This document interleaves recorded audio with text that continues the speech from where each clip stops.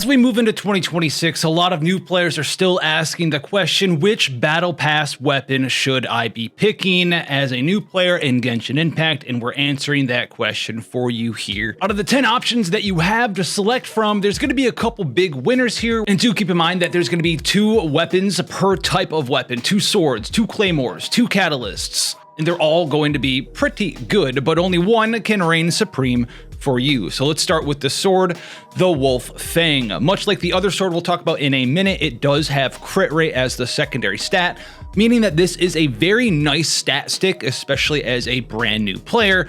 But if we look at the refinement ability, is this something that you want to pick up for characters on your account? Now, North Wolf is going to increase the damage of elemental skills and elemental bursts by 16%. And when an elemental skill hits an opponent, its crit rate will be further increased by 2% at refinement rank 1. When an elemental burst hits an opponent, it's also going to have a slight crit rate increased boost as well. And both of these effects last 10 seconds separately and can have both a max of 4 stacks. The Wolf-fang is going to be pretty relevant as a combination of a stat stick for characters who do a lot of their damage with elemental skills in elemental bursts. You can use this on characters that like to be off field a fair amount of time, or you can even use characters who like to be on field a short amount of time to pop their elemental skills, pop their elemental bursts, and then swap them out for someone else in your party.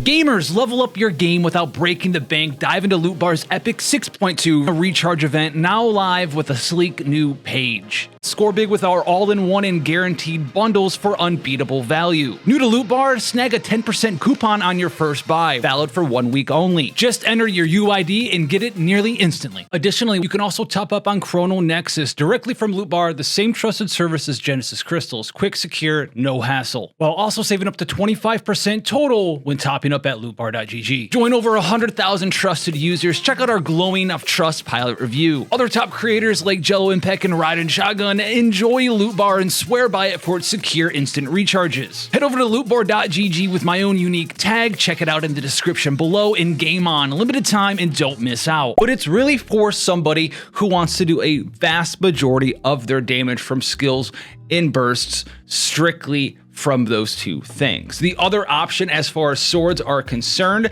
is going to be the opposite, which is the black sword. It's going to have even higher crit rate as a secondary stat, and the refinement ability here is opposite of the one we just talked about. This one increases normal and charge attack damage by 20%, and a lot of players really look at the additionally regenerate 60% of your attack as HP when a normal and charge attack scores a crit hit. It's not that big of a deal. This thing just isn't that stellar. You're going to get a lot more bang for your buck in a lot of ways if you choose to pick its alternative, the Wolf-fang. There's going to be more impressive situations for characters that want to get a crit rate boost plus a damage boost and a further crit rate boost on their important elemental skills and elemental bursts, especially as we're moving into 2026 Genshin Impact. A lot of gameplay styles revolve around skills in bursts, not so much normal attack. So if you're going to be picking a sword between the 2 of them, I would pass on the black sword and I would pick up the nice Wolf-fang. If you're increasing your damage for a sword character, you can't really pick a better weapon than either of these 2. When we're looking at spears, the Deathmatch is an old age standard and also makes very many DPS focused characters quite easy to build, especially early on. You can notice that the crit rate bonus from the Deathmatch polearm is higher than the other 2 weapons we talked about, and that is because as a new player, and you may not know this, different weapons have different archetypes. There's higher bonus base attack weapons, higher bonus secondary stat weapons, and the Deathmatch happens to be a weapon that has higher secondary stats than it does base attack stats. In addition to having an extremely high crit rate bonus though, which makes the Deathmatch very easy to use on so many polearm characters, you also have the refinement ability of Gladiator, which works as follows. If there's 2 enemies nearby, your attack's gonna get buffed up by 16% in defense as well. But if there's fewer than 2 opponents, you're strictly gonna get a slightly higher attack percent bonus. Most of the time when we're dealing with difficult content in Genshin Impact, the end of the day, a lot of those circumstances are going to be against a single enemy, and when the going gets tough, the tough gets going, and the deathmatch is going to increase that attack bonus by a smaller amount than if you were fighting multiple enemies, which means that this thing is a relevant pickup for so many DPS polearm characters as a new player. The crit rate bonus is going to help you out, and you're going to get a nice attack percent bonus, which is helpful on a sleuth of so many different polearm characters. But the deathmatch isn't the only polearm that you can choose to pick up. You could also pick up the Ballad of the Fjords, which is a crit rate polearm, very similar to what we talked about with the deathmatch. This one has slightly lower crit rate, higher base attack, still helps you building your characters for the first time, hitting those nice crit rate to crit damage ratios. But in addition to that, this one has the benefit of buffing up elemental mastery by a pretty significant margin. You do have to keep in mind though, to activate the refinement ability of the Ballad of the Fjords, you need to have at least 3 different elemental types in your party. And while having 3 different elemental types might seem like it's a constrictive thing for you, well, 2 types is enough to do a reaction, and a lot of the times, for instance, like in a melt or vaporized team, that's 2 elements right there. You can also throw in something like an animal type character, which a lot of them also help buff up elemental reaction damage, and that is going to be your 3 right there for you. At the end of the day, in my opinion, the Ballad of the Fjords, if you're using elemental mastery in your team composition, if you're doing damage with reactions like melt, vaporize, including any of the new lunar charge ones, all of those get buffed up by elemental mastery as well. And this is definitely the polearm I would choose over the deathmatch. You will probably get more bang for your buck in investment into the Ballad of the Fjords on your account for so many different polearm characters in Genshin. When we're moving into bows, we have the Viridescent Hunt bow, and honestly, listen, I know it's got the crit rate, I know the stats look the same. This bow at the end of the day is going to make you sad. It's going to disappoint you. You don't want to pick this thing up. I would avoid this bow. I wouldn't pick this for my battle pass weapon. If you're looking for a bow though, you could look at something like the Scion of the Blazing Sun. It has higher base attack, it does have a lower crit rate, but the ability on the Scion of the Blazing Sun is much better than the Viridescent Hunt. Now, Way of the Sunfire isn't going to be useful on every bow character, but if you're using a bow character that likes to use charged attacks, you can in fact get great benefit from the Scion of the Blazing Sun, as it's going to do an additional attack multiplier when you do a charge attack on an opponent. But most importantly, it's going to increase the damage that that enemy who you do charge attack takes from subsequent charge attacks by 28%, even at refinement rank 1. So if you're finding yourself using a charge attack focused bow character, that's who you're using a lot, you can be confident that you're going to get some nice benefit from Scion of the Blazing Sun if you're looking for your first powerful bow for a character in your Genshin team. As we're moving into catalysts, we'll start with the Solar Pearl. This thing isn't going to let you down. You will never be disappointed with the Solar Pearl if you're using it to buff up the damage of a catalyst DPS character. It has the nice crit rate on it like the other battle pass weapons do, and the refinement ability just likes to increase the damage that you do. If your normal attacks hit, it increases your elemental skill and elemental burst damage. If your elemental skill and elemental burst damage hits, you're going to be increasing your normal attack damage. You don't even need to get a full benefit from a character that wants to do all of these things, very similar to when we looked at the swords, the Black Sword, as well as its cousin, the Wolf-fang, which was kind of split between 1 buffed up skills, 1 buffed up bursts, 1 buffed up normal damage. This thing can do all of them.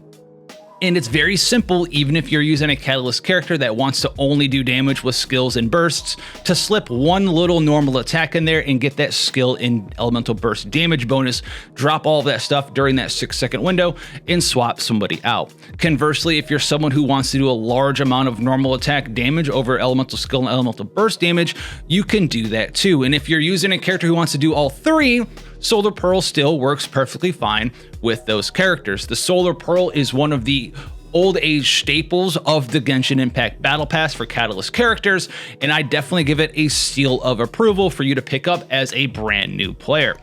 But if you're looking for a different catalyst for someone who isn't traditionally a full-on, I'm just going to do damage, I need to crit and buff up the damage bonuses for my skills bursts in normal attacks, you have the Sacrificial Jade, which has even a higher crit rate on it at the cost of lower base attack.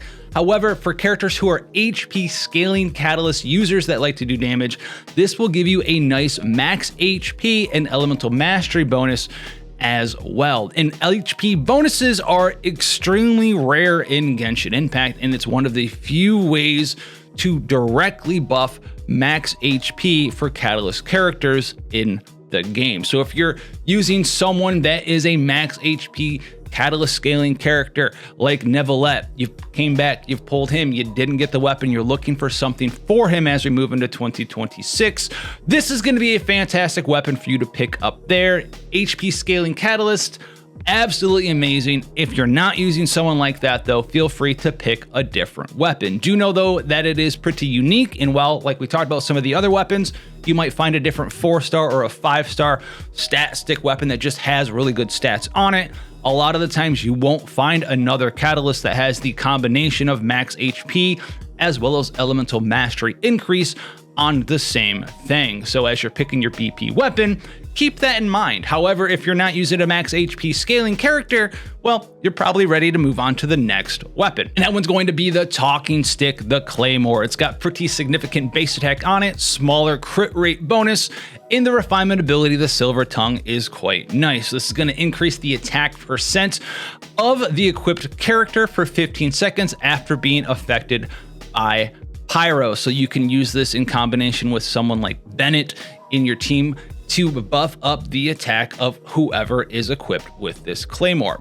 On top of that, all elemental damage bonuses will be increased by 12%. And do note that this is all elemental damage bonuses. This isn't elemental skill and elemental burst and normal attack or plunging attack. If you're doing elemental damage, whether it's with a skill or a burst or a normal attack or a charge attack or a plunging attack, as long as it's elemental, it's going to get the damage bonus there.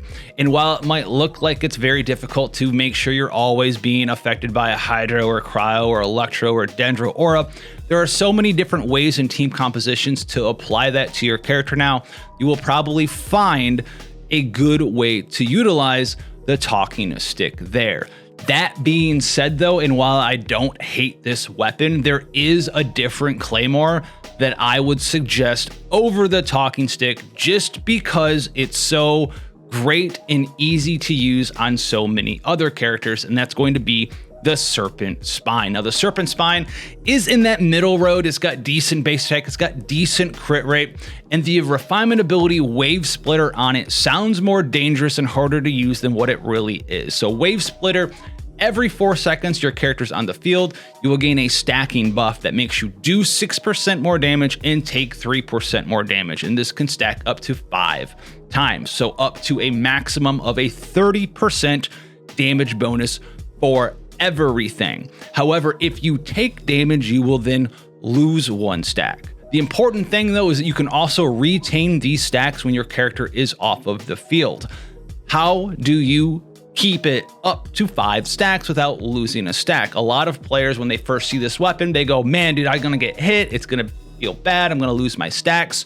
Shields are amazing in so many characters that have come out, not just recently, but just since Genshin Impact has been released, as powerful supporters have the ability to put some sort of shield on. And if you look at a character guide that's a Claymore user, you will probably see the Serpent Spine somewhere on the tier list of best weapons. Most of the time it also is the baseline, and people will compare a Claymore character's signature Claymore to how much better it could be, or maybe even worse than the Serpent Spine. That's how ubiquitous this weapon is. It is just that good. And for me personally, my first 5 battle passes when I played Genshin was just getting 5 Serpent Spines and maxing this bad boy out. At the end of the day, which weapon you want to pick is going to be up to you. There are some pretty great ones out there. Let me know which one you settle down below, and I'll catch you guys in the next one.